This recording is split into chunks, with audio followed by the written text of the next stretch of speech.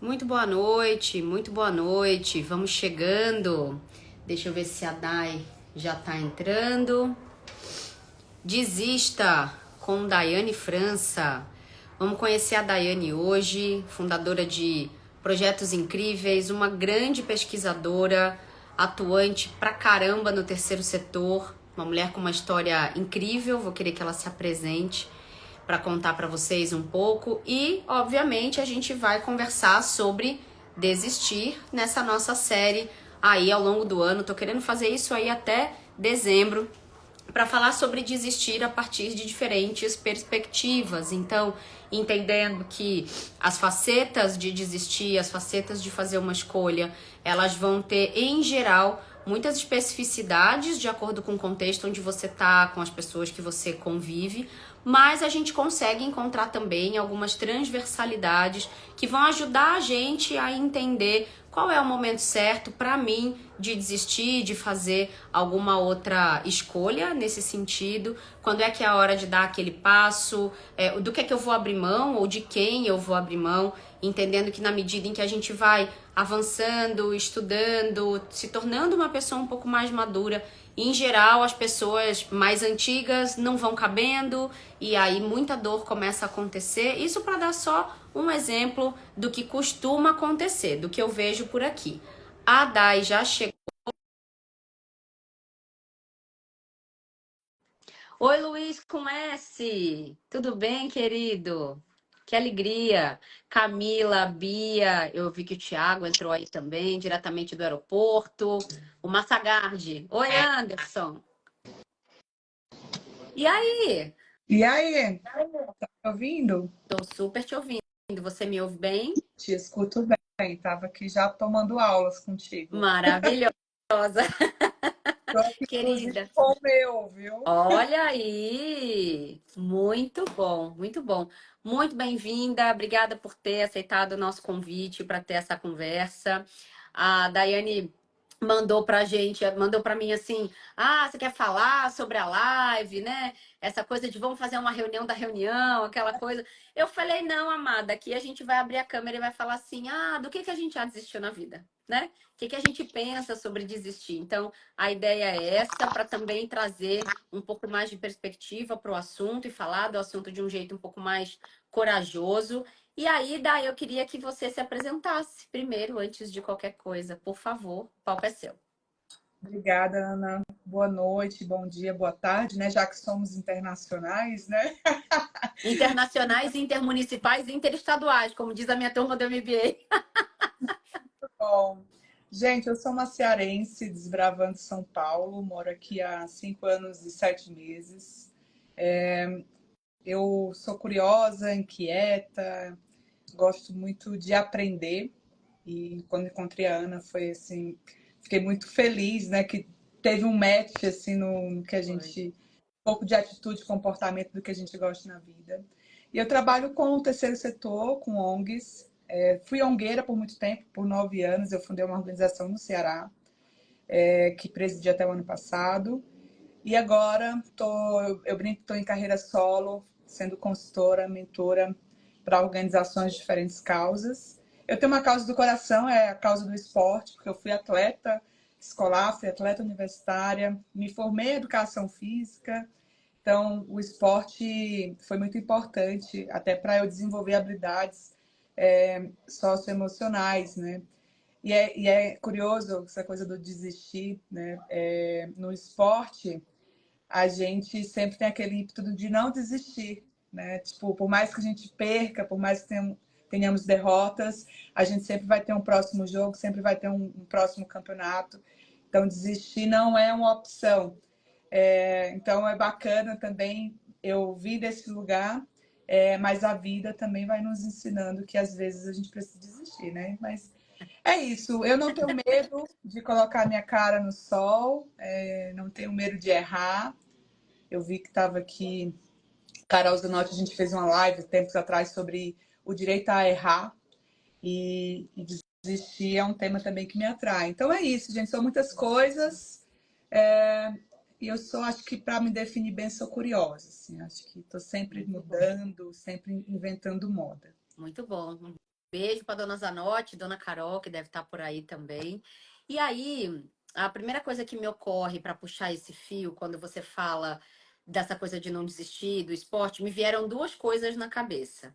Primeiro, a dona Simone Biles lá, que desistiu daquela final, naquela Olimpíada, por conta de saúde mental, e foi um rebuliço. Hoje eu vi uma matéria também, acho que de uma Miss Estados Unidos, daí não é bem esporte, mas uma Miss Estados Unidos que também devolveu lá o prêmio, a coroa, sei lá o quê, porque, enfim, para cuidar da saúde mental.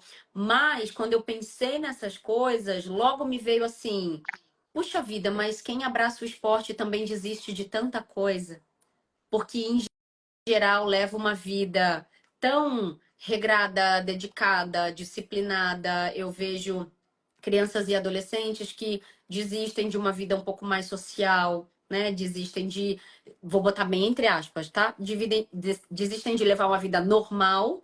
É, claro, ali tem a questão também dos pais e etc. Mas me veio muito essa imagem do que se desiste para se dedicar ao esporte de um jeito um pouco mais intenso. Faz sentido isso? Muito sentido. E você me levou para o meu ensino médio. Eu nasci e cresci no interior do Ceará, então lá pratiquei vários esportes. Quando eu fui para Fortaleza, o meu último ano do ensino médio, eu fui para um colégio particular, ganhei bolsa e era bem no ano de vestibular, mas também era o ano que ia ter os Jogos Escolares Mundiais, algo do tipo. E o técnico, ele não me deu muitas opções, assim, ou você se prepara para a competição ou se prepara para o vestibular.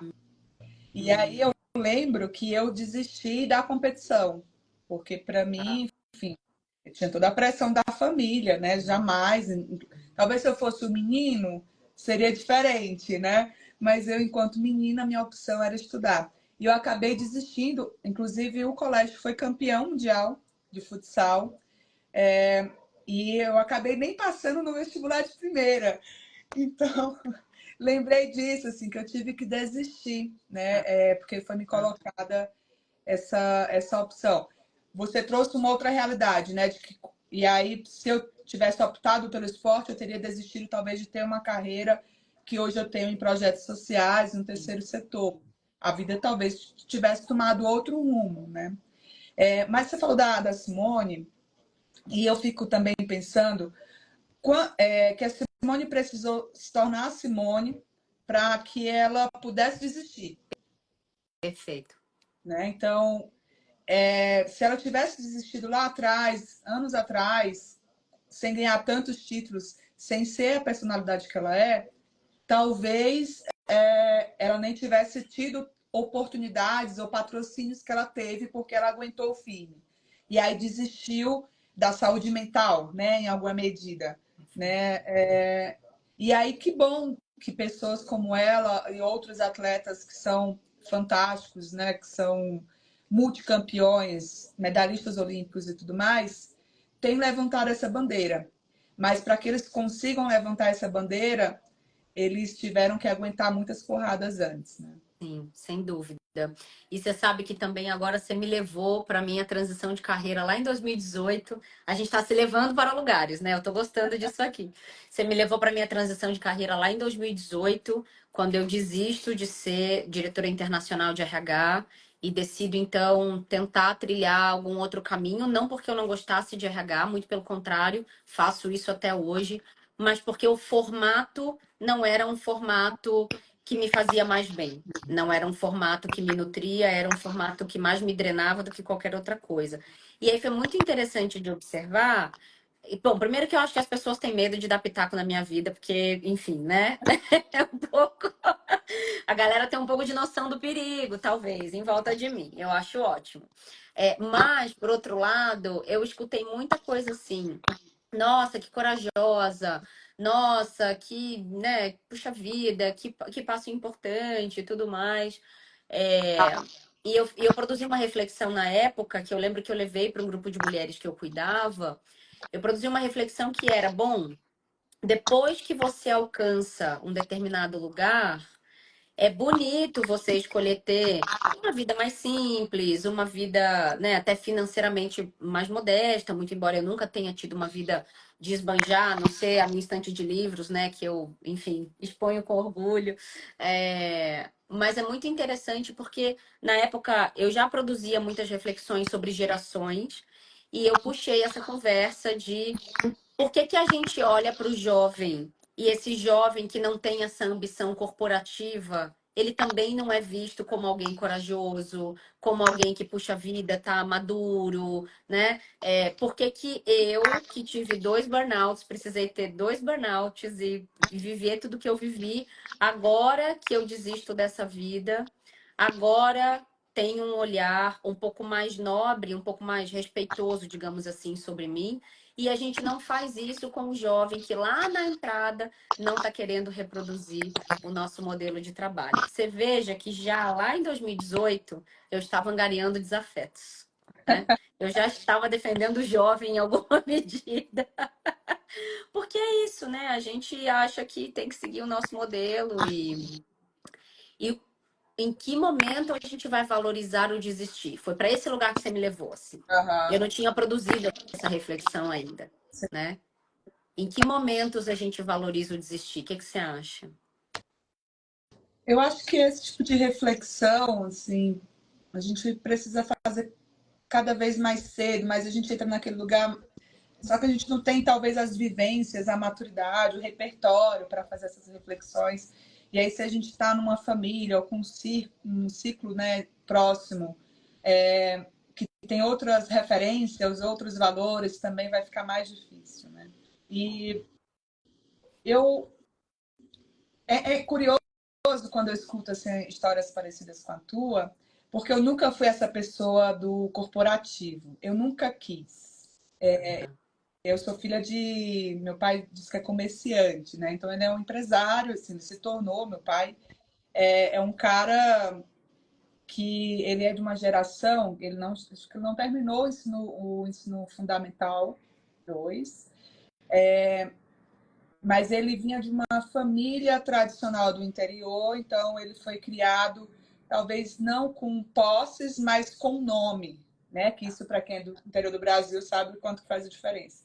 Então, ele não continuou os estudos, mas ele sempre tinha alguns recursos para acessar alguns espaços. E aí, meu pai foi de motorista de caminhão a se tornar um empresário.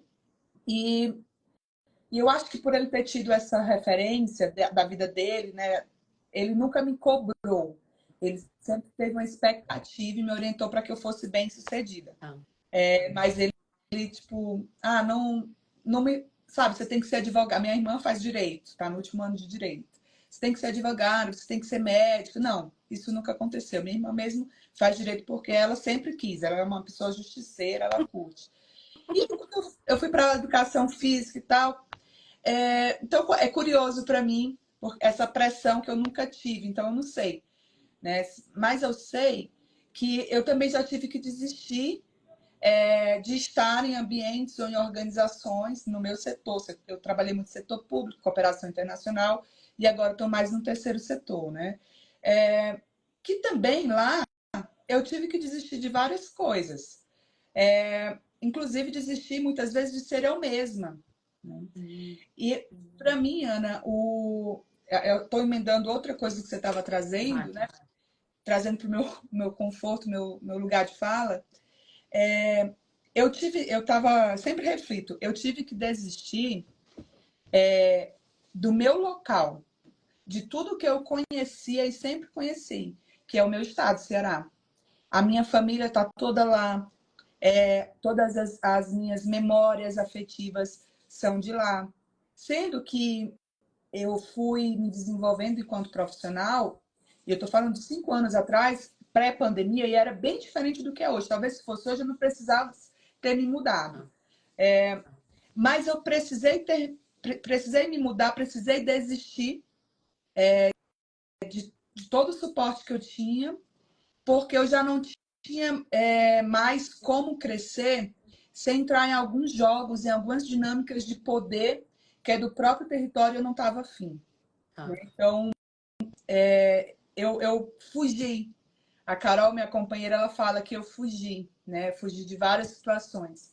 E eu acho que é bem isso, né? E eu coloco assim, não, eu desisti. Desisti de tentar agradar todo mundo, de tentar fazer conchavos políticos, desistir de ser a pessoa, uma boa profissional que vai balançar a bandeira. Eu sempre dou esse exemplo. A cada 2 anos temos eleições, e se você está em cargos que são de indicação política ou de secretarias, como eu trabalhava, você tem que. Eu disse, não, eu não quero isso. Né? Eu sou pessoa formada, especializada em MBA, invisto, sabe? Não. Então, eu precisei realmente desistir. Desistir da minha família, desistir da vida que talvez estava ali para mim, que eu ia me desenvolver e vim para cá, assim. Então, também você me levou para essa coisa do meu desistir, que não foi do mundo corporativo, foi de um setor público barra social, né? E cada um com seus desafios, né? Enfim, é isso, com seus desafios mesmo. Sim. Mas isso que você fala, porque daí você me levou para eu me mudando do Rio para São Paulo, né? Você tem 5 anos de São Paulo, eu tenho 21 anos de São Paulo. Então, esse ano, oficialmente, metade da minha vida eu cumpro em São Paulo. É, E me mudar para São Paulo e também desistir do Rio de Janeiro, desistir também, minha família, né, de origem tá toda lá. Em São Paulo eu acabei formando a minha família, que na verdade é uma aldeia, né? Depois foi virando uma aldeia, assim, com outro marido, e aí a madrasta, né? O padrasto e tudo mais. Então, é, quando eu nunca tinha pensado nessa perspectiva de ter desistido do Rio de Janeiro, né? Eu nunca tinha olhado dessa forma, porque muito parecido com o que você conta, não pelos jogos de poder, mas pelas oportunidades que estavam postas ali. O Rio de Janeiro já naquela época já era muito pouco atrativo para o que eu queria, né? Então eu não tinha nenhuma pressão para ser de mundo corporativo e tal, mas eu acho que meio como a sua irmã, assim, eu sempre fui meio atirada. Todos os meus testes vocacionais davam direito e eu dizia, vou morrer, se eu virar advogada, eu vou morrer, porque é isso, né? Eu vou me meter com defesa, com justiça, etc. E sempre me achei também muito combativa nesse lugar. E acabei entendendo que atuar com recursos humanos, atuar com gente, foi o jeito que eu também encontrei de fazer justiça, e principalmente agora no terceiro setor, né? Quando eu olho muito para a garantia de direitos, né? Como a Zanotti também muito me ensina. E quando eu penso que eu desisti do Rio de Janeiro, eu fico muito pensando do que será que eu desisti que eu também não sei. O que será que teria lá de alguma forma, né, nessa caminhada? Porque é como se a vida bifurcasse, né? Essa sensação que eu tenho, sabe, Dai, assim, quando eu vejo pessoas muito angustiadas, uma das frases que eu mais ouço é: eu tô perdida. E eu digo: você não tá perdida, você tá em processo. Então, são coisas muito diferentes, né? Você não tá perdida, você só tá em processo. Então, a eu vejo as pessoas assim muito angustiadas com a bifurcação da vida, porque tem aquele ditado, né, mais antigo assim, de que eu repito toda a live, que é toda escolha uma renúncia. E aí, essa coisa do desistir é para os fracos, sou brasileira, não desisto nunca. A gente não se dá conta de que a gente desiste de coisa todo dia. E a grande angústia que eu vejo as pessoas produzindo, né, dentro de si, é para mim a angústia dessa bifurcação na hora que a gente tem que fazer uma escolha e tem que desistir de algo, ou de alguém, ou de um território, ou de, enfim, isso tudo que a gente está listando aqui. Quando a vida bifurca, você faz o exercício de ficar pensando o que será que teria no outro caminho, ou você pega o caminho que bifurca e vai? Eu vou. Eu não sou muito de ficar olhando, como teria sido. Não. Minha energia ela é muito preciosa para eu ficar gastando com isso. O que eu gosto de fazer, e eu faço com frequência, eu gosto muito de planejar minha carreira. Eu sempre gostei. Então, eu tenho planilhas, eu tenho portfólios. Eu tenho um registro da minha vida, sempre tive. Não sei de onde veio isso, minha família não é assim, mas eu sempre gostei. Eu sempre escrevi muito, eu gosto de escrever. A escrita, ela, no processo de terapia já, a escrita foi o que me salvou, né? Outro dia a gente pode conversar do quê? Mas a escrita, ela me salvou muitas vezes. E aí eu fui entendendo também que eu escrever ou eu planejar a minha vida era uma, não sei, eu estaria no controle, sabe? Tá, Então, e aí quando eu vou planejar, eu coloco possibilidades. tá.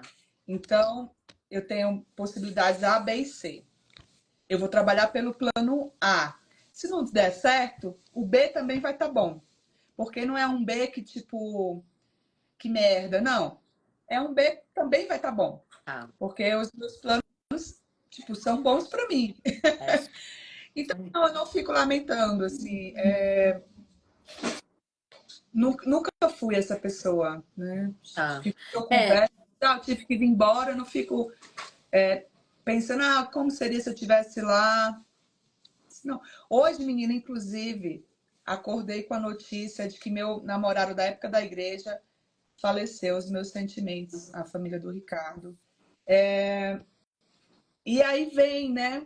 Hoje eu pensei isso, meu, se eu tivesse casado com ele, tipo, que loucura, né? Tipo, super jovem e tal. Mas é isso, assim, coisa muito, muito rápida. meus sentimentos também, a família do Ricardo. Eu imaginei que a sua resposta seria essa. Eu também não sou o que eu chamo de a pessoa do e se, nem para um lado nem para o outro. Então, o que que eu quero dizer com isso, né? Dentro dessa perspectiva do desista, eu também sou a pessoa que vou engajar em coisas que aparentemente podem, assim, ser dadas como um fracasso. Mas eu faço uma conta rápida dentro da minha cabeça que é: vou dormir em paz se eu disser que não? Por quê? Porque ainda que tudo ali mostre que não vai dar certo, por registros anteriores, enfim, questões anteriores, às vezes a vida se apresenta de um jeito que parece tão perfeitinho que você pensa assim: puxa vida, vai que é agora que dá certo. Vai que eu nadei, e puxa vida agora porque eu vou desistir, eu vou morrer na praia. Então, eu sempre que eu me vejo diante de uma dúvida como essa, eu me faço, para mim, né, essa pergunta mágica que é: eu vou dormir em paz se eu disser que não? Ou eu vou passar o resto da vida pensando, e se eu tivesse ido? Meu Deus, poderia ter sido a história perfeita, poderia ter sido a vida perfeita, poderia ter sido o cenário perfeito, poderia ter sido. E aí, o meu corpo, e eu ensino isso muito para as pessoas, né? O corpo responde, né? O corpo Sim. responde. Então, quando eu pergunto, vou dormir em paz? O corpo fala, não! Tipo aquelas cabines da, você troca a sua casa por um caixa de... Sim! O corpo responde. E aí, eu assumo o risco. E é aqui que eu quero chegar, né? Para falar de desistir.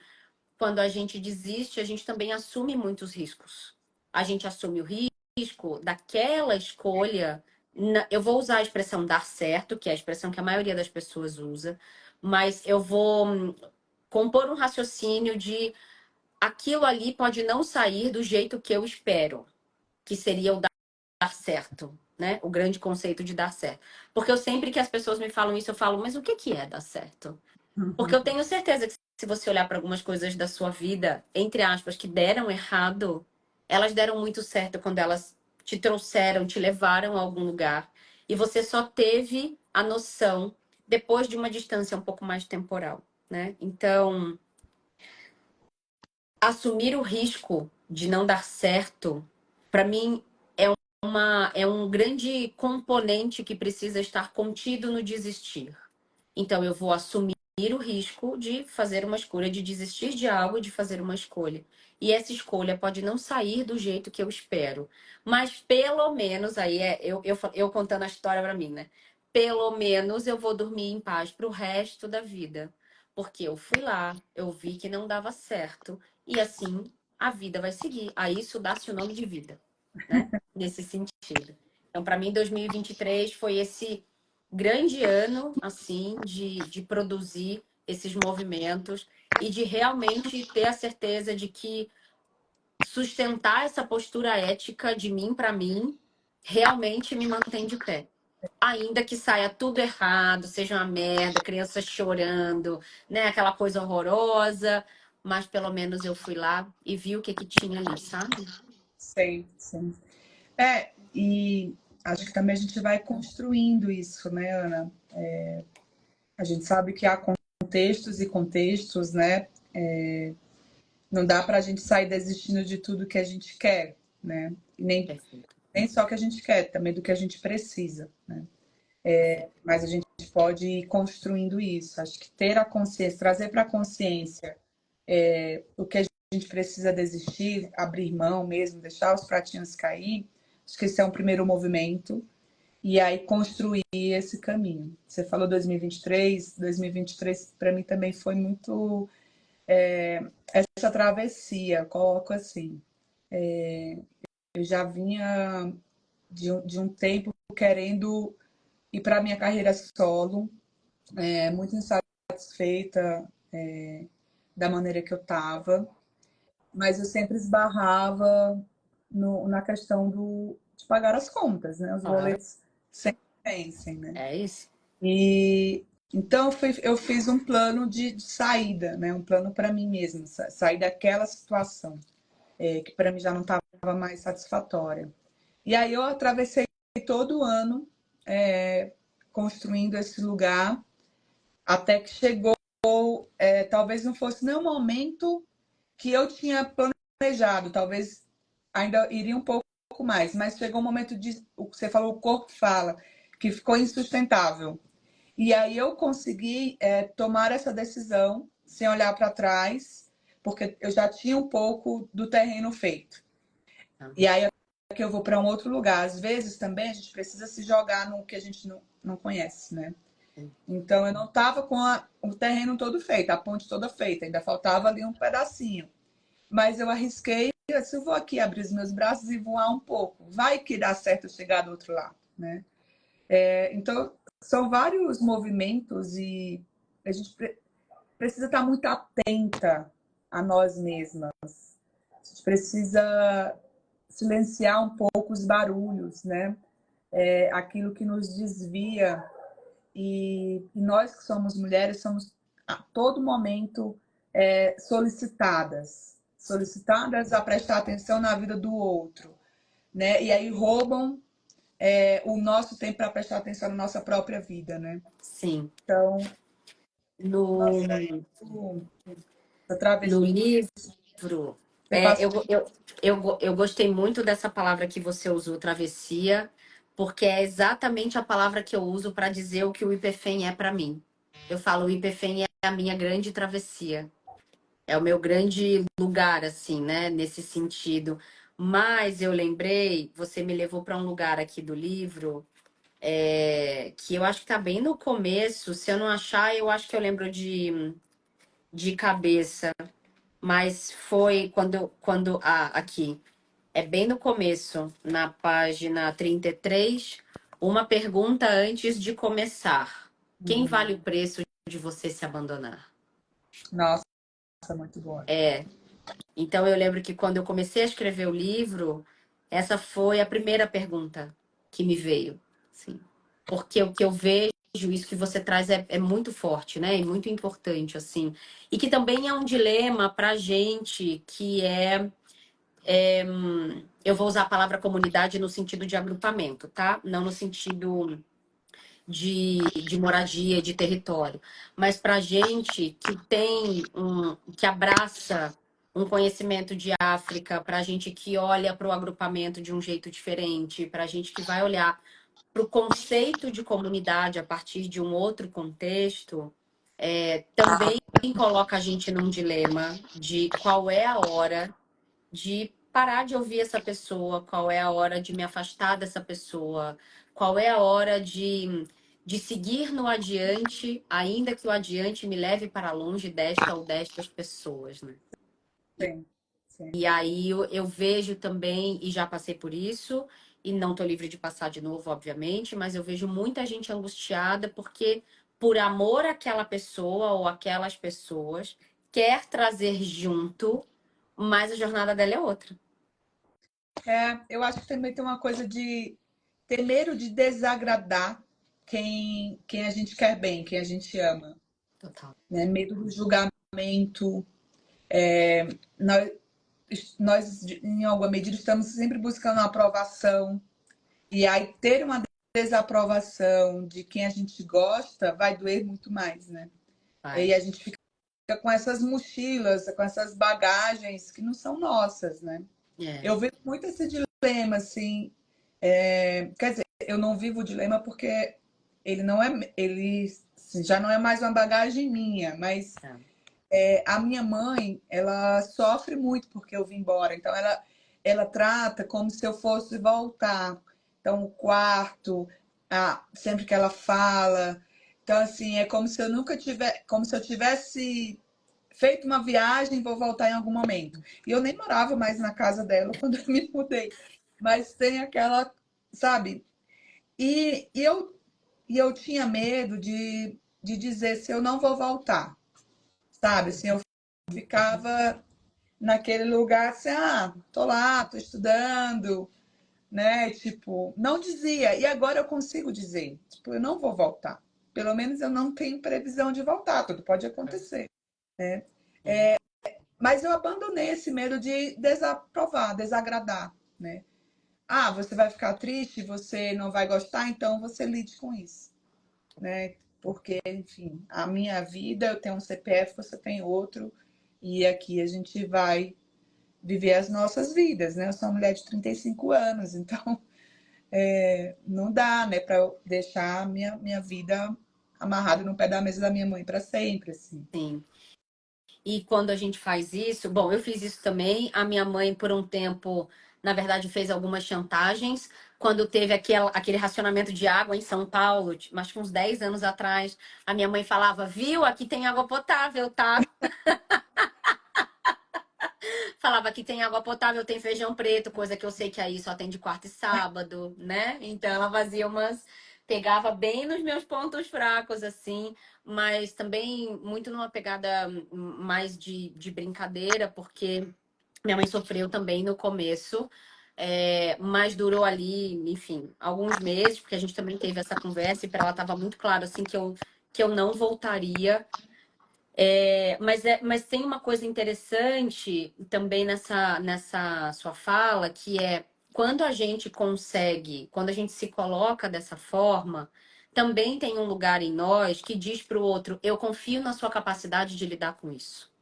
Eu confio no tanto que você pode lidar com essa situação, que também não é tão fácil assim para mim. Uhum.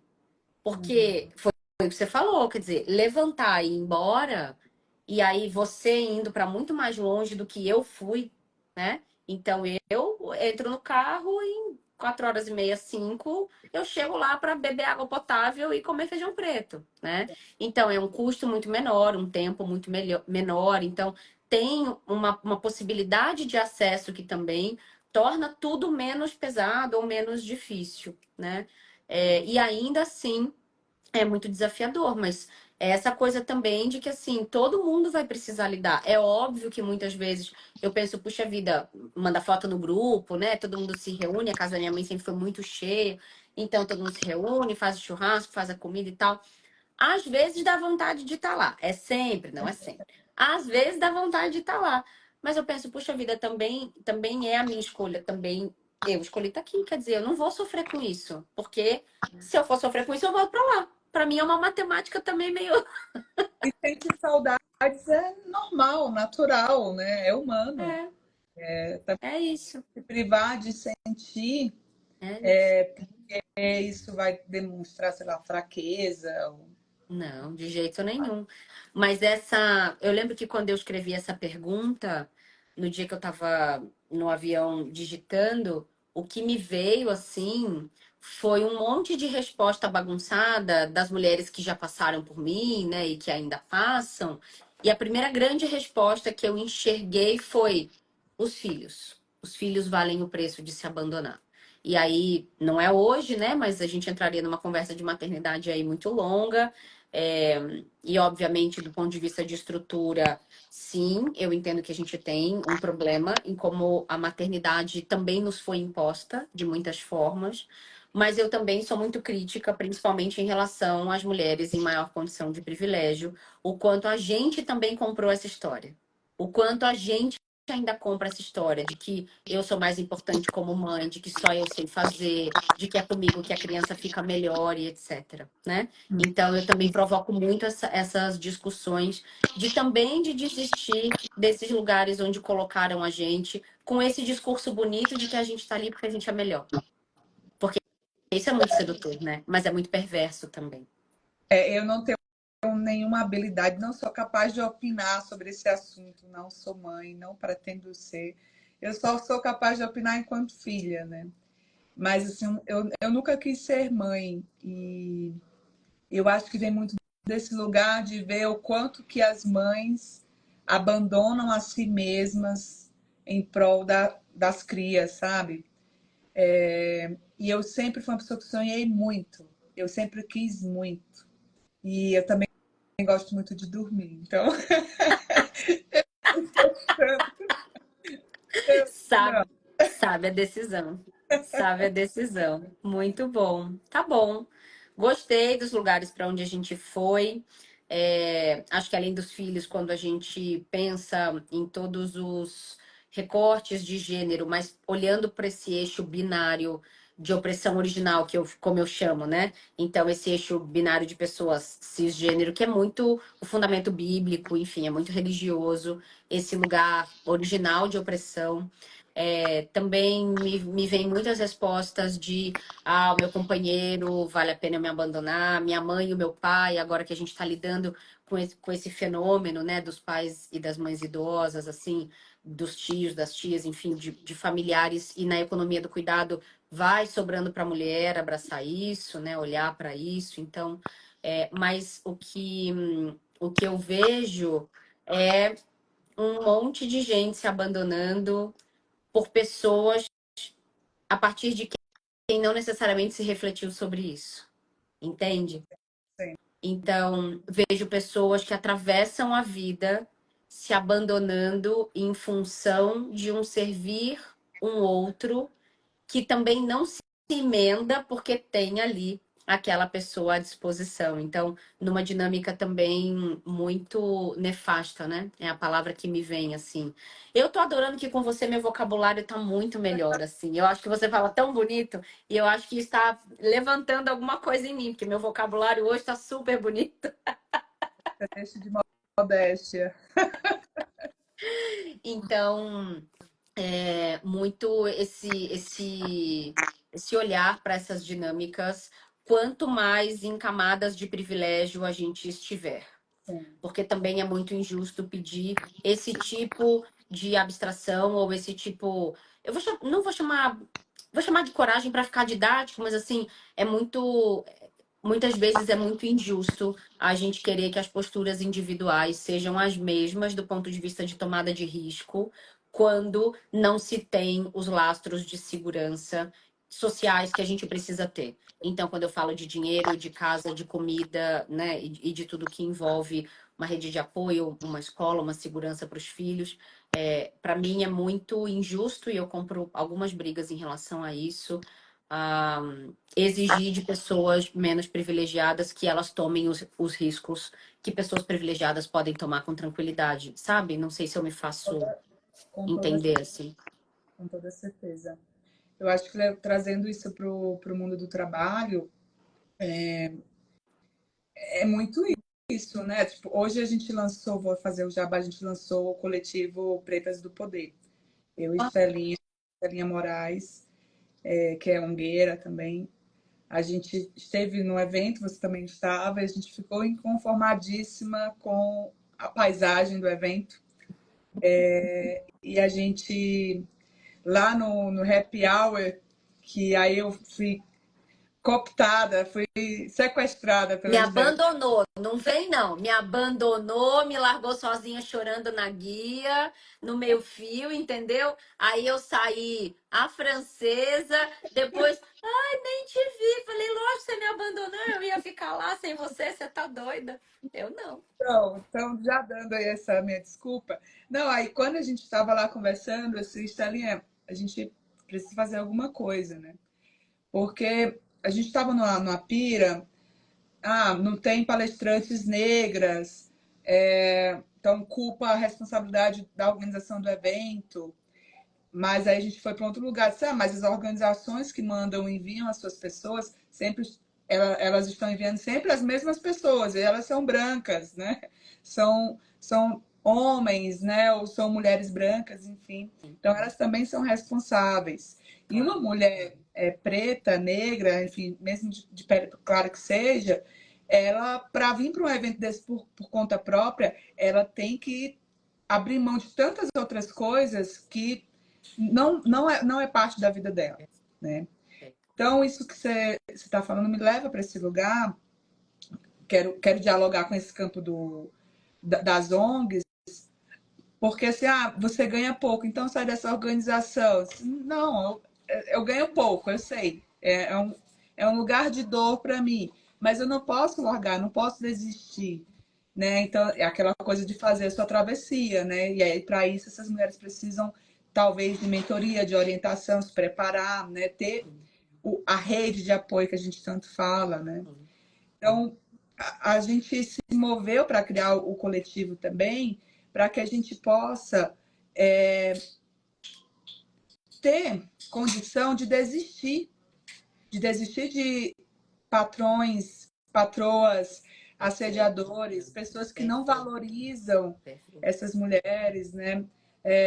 Poder desistir de companheiros, você fala muito, né? E eu super concordo de que uma mulher ela vai ser empoderada, ela vai ter autonomia quando ela tiver o dinheiro dela, poder sobre o seu dinheiro.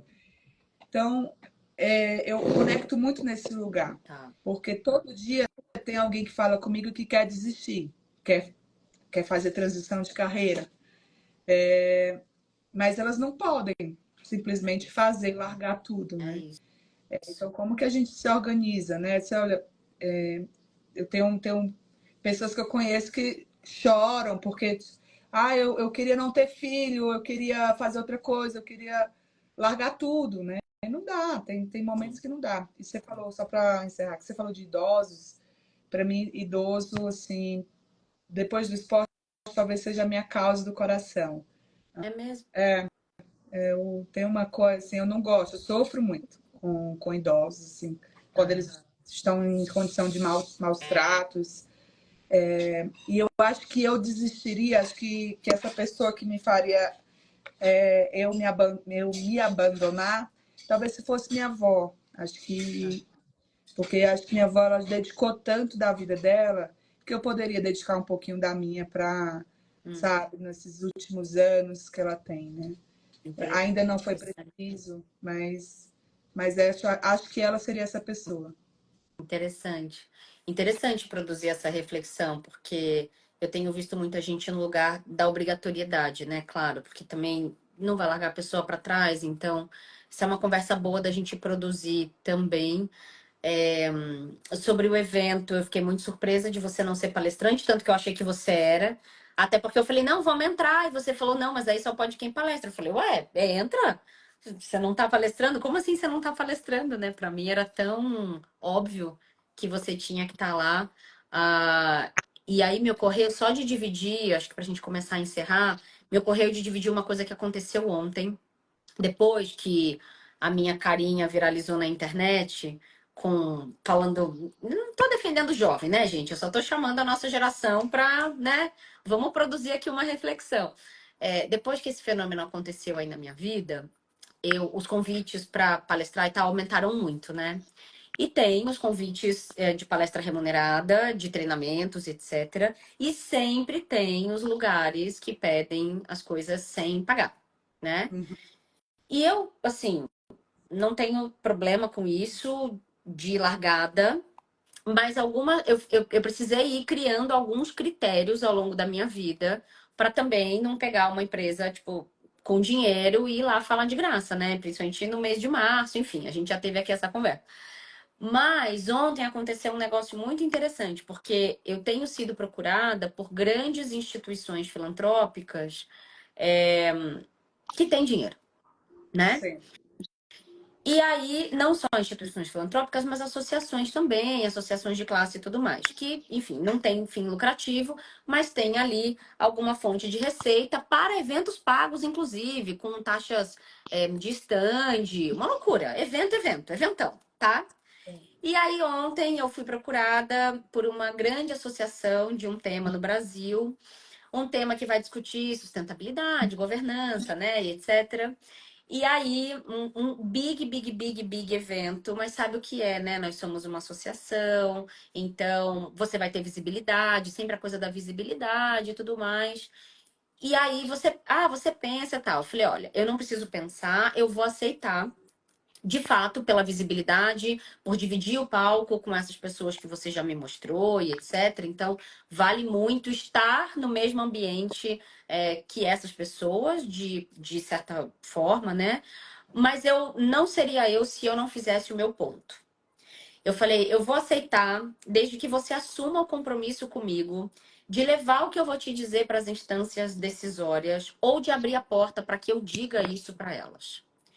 Um evento que pretende inovar e pretende falar do que a gente está discutindo em meio ambiente, em social, em governança, que ainda reproduz as lógicas exploratórias de sempre, principalmente com uma organização de terceiro setor, principalmente com uma mulher, desrespeitando o meu trabalho, desrespeitando o meu tempo e não entendendo que transformação social é sobre transferência de renda, vocês estão muito atrás. E vocês não podem falar do assunto que vocês estão falando porque vocês não estão praticando o assunto que vocês estão pretendendo ensinar. Então, a gente precisa produzir esse tipo de conversa, porque senão vocês só estão fazendo para aparecer e gerar aí algum assunto, algum engajamento de rede social, mas não de fato comprometidos e com postura ética de efetivamente colocar em prática os conceitos que vocês pretendem levar para o palco. Falei, então, se você assumir esse compromisso comigo, o convite está aceito agora. Ela falou, compromisso firmado, vou levar você para falar com o conselho decisor. Muito obrigada.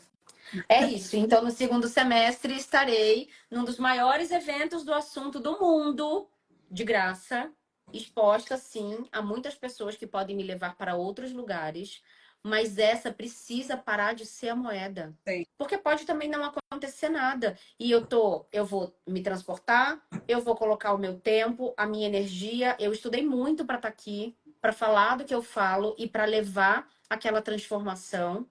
Não é um evento social, não é um evento que sequer oferece cota social, entende? Sim.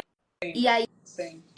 é muito ingênuo ou é muito perverso, ou é muito malvado que a gente ainda se proponha, por exemplo, no evento onde nós estávamos, a olhar para a garantia de direitos e a olhar para as equidades e a olhar para um monte de coisa, mas que a gente não o faça.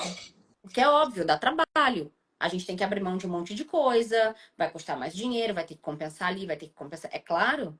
Por isso que a gente não vai para frente mais rápido como a gente poderia ir, porque ninguém quer abrir mão de nada, né? São muitos debates, né, debaixo disso que você está falando.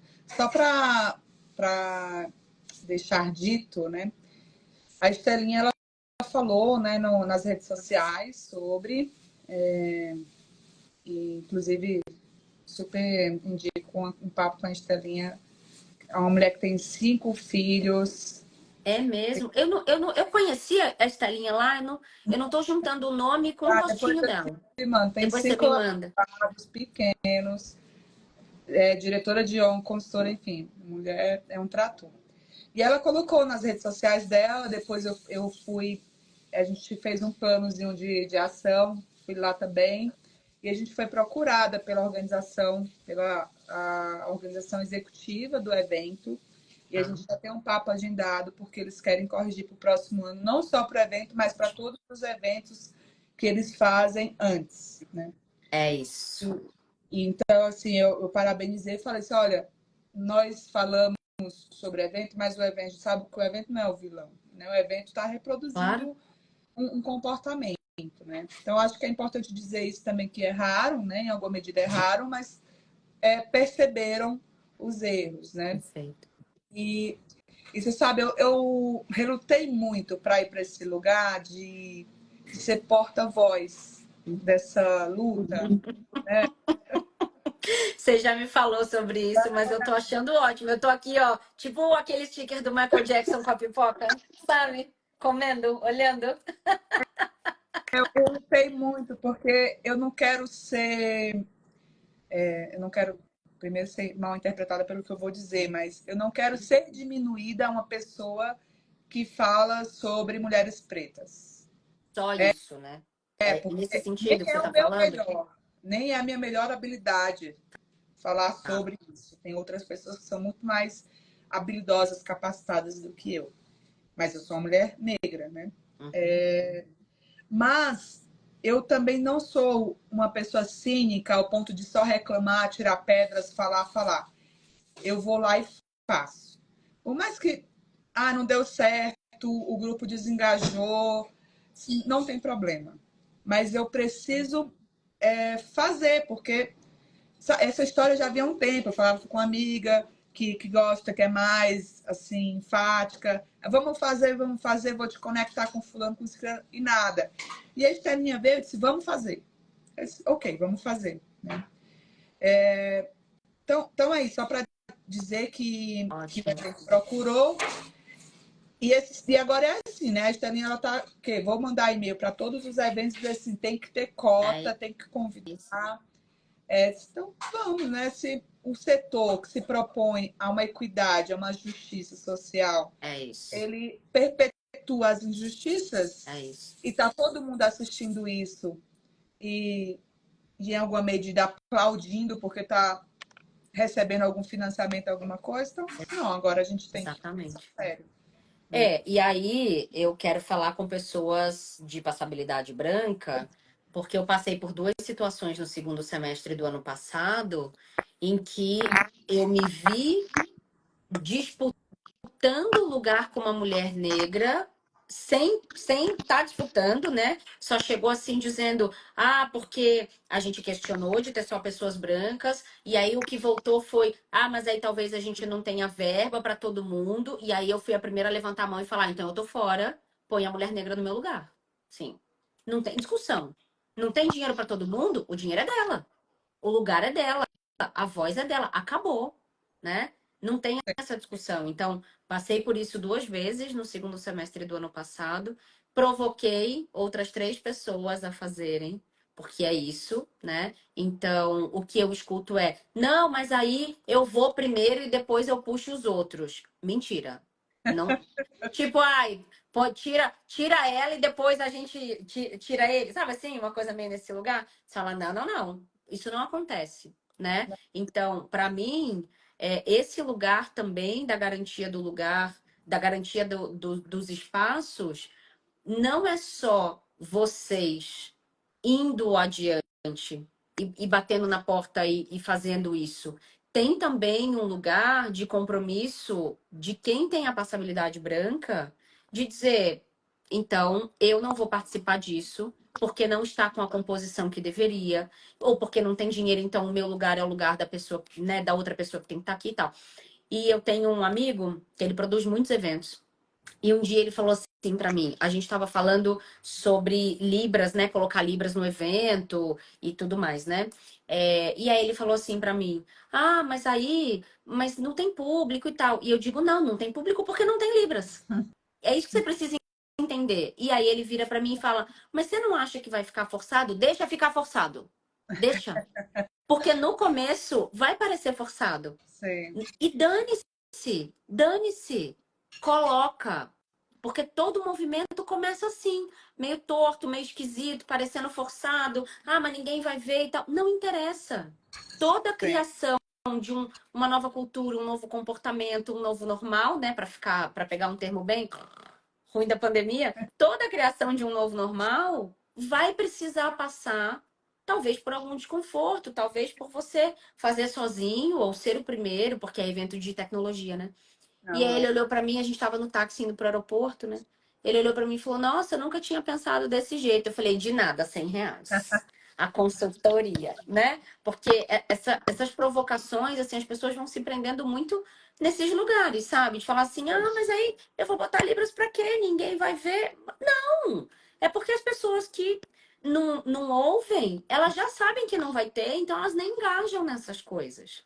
Sim, Porque sim. falar, não vai ter. Nossa, isso me lembra também, ano passado eu visitei o Pará e o Amazonas. E eu ouvi muitas reclamações das lideranças sociais de lá, de que houve o quê, né? Uma ocupação dos sudestinos nos territórios amazônicos. Tá. E aí isso causa um silenciamento, uma invisibilidade de quem já está fazendo o social lá, ó, há muito tempo. E eu conversando com a Estelinha, eu falei assim, Estelinha, quando a gente precisa ter um portfólio, vamos dizer assim, uma lista dessas mulheres pretas ao redor do Brasil, porque quando vierem convidar a gente vai dizer assim, para onde é? É isso. Ah, eu Pô, vou lá para Paraíba. Assim, ah, então não precisa gastar a minha passagem, não, amigo. Tá aqui, ó, a pessoa. nossa, fiquei toda arrepiada. É que você falou, tipo, ah, entra e puxa outra. O que me move é que, tipo, tem muita preta foda, né? Mas, gente, isso é uma ilusão, de que você vai entrar e você vai desbravar, sabe? Assim, quando você entra, aí você se alimenta de umas coisas que o capitalismo, ele é É cheio de artimanhas. sedutor, uma coisa aqui, ó. Aí eu cansei de esperar dessas pessoas, sabe? E eu não quero ser essa preta que vai mandar uma mensagem no LinkedIn, que a pessoa vai mandar uma mensagem no LinkedIn e eu não vou responder. Perfeito, Que vai mandar um e-mail pedindo um espaço num blog e a pessoa não vai me responder. perfeito, Né? Então, assim, se eu tiver condições de conectar, eu vou conectar. perfeito. Porque não é para mim, né? Eu quero transformar o terceiro setor, ser mais equitativo, né? Então, é para isso que eu trabalho. Né? Não é para estar, enfim.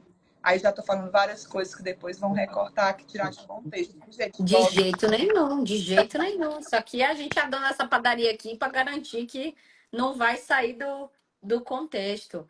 Eu fiquei toda arrepiada de saber disso. Já tô querendo me engajar nesse projeto aí, como se eu não fizesse mais nada da vida. Não, Como se aí eu não tivesse uma dissertação de mestrado para escrever. aí o povo fala assim, não, mas fulano não dá boa palestra. Então treina, hora essa. Isso, ensina. Quem E não nasceu dá, sabendo? e não dá boa palestra, provavelmente, porque nunca deu. Começa a dar, ué. Exato. Começa a fazer. Faz um circuito no Brasil todo, levando papagaio, cachorro, periquito de São Paulo. Convida as criaturas que estão no território. É isso. É isso. Bom, já tem meu apoio. Que você precisar de estrutura, de qualquer coisa, eu engajo, eu faço. É, acho que olhar para isso com não só com carinho, mas com eficiência, com gestão, com número, que é uma coisa que eu e você a gente gosta muito, né? Com É. dados. Eu acho que bom que você desistiu de não ser porta-voz. Estou muito feliz. Seja bem-vinda ao time de porta-vozes. Tá aqui seu crachá, passou no processo seletivo. Parabéns. Conte comigo. Muito obrigada por essa conversa. Foi uma delícia. Sensacional. Essa é uma das coisas que eu mais gosto de fazer na vida. E o IPFEM está sempre muito, muito, muito aberto para você. Sua mensagem final para a gente se despedir. Olha, eu gostei muito do que até marquei aqui do seu livro. O desistir maduro é a prevenção do arrependimento tardio. Então, minhas palavras finais são: se você tem a mínima condição de desistir hoje, desista. Faz, olha aí o que, que você tem na sua mão, Tenha os seus negociáveis e não deixe para depois, porque vai ser muito mais doloroso. Então desista agora. Que privilégio existir ao mesmo tempo que você. Muito obrigada pelo encontro, pela qualidade da presença, mas principalmente pela lealdade, pela postura ética. E a gente ainda vai fazer bastante coisa junto. Estou esperando o podcast, por favor. Obrigada. Consegui, consegui estúdios, preciso te passar. E, gente, muito obrigada quem ficou com a gente até agora, quem entrou, quem saiu, quem vai ver depois. Tirem proveito dessa conversa e querendo falar com a gente, tá aí todas as redes, vamos postar em conjunto com a Dai. Estamos sempre abertas para quem quer fazer a diferença no mundo. Um beijo, até a próxima. Tchau, tchau. Tchau, tchau.